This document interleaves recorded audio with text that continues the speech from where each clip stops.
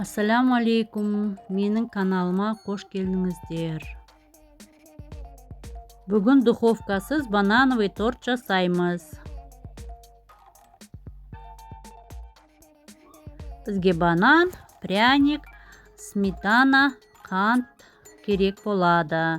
Сметанамызға қант қосып, тәтті қылып дайындап қоямыз. Және пряникті шоколадный пряник алсаңыз болады. Сонда сізде шоколадно-банановый торт болады. 3-4 пряникті теркадан өткіземіз посыпкаға. Қалған пряникті турап аламыз.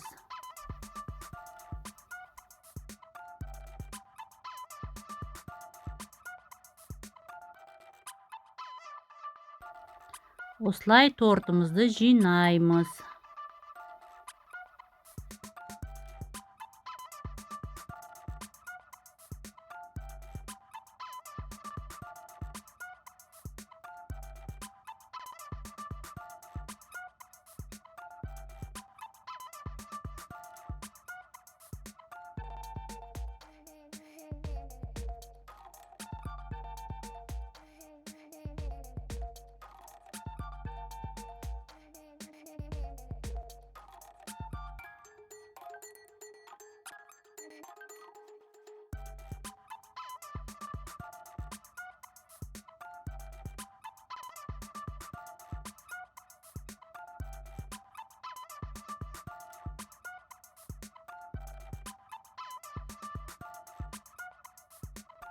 Осылай тортымызды жасап, бетін жауып, холодильникқа қойып қоямыз.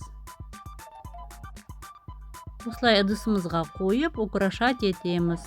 Банановый торт дайын болды.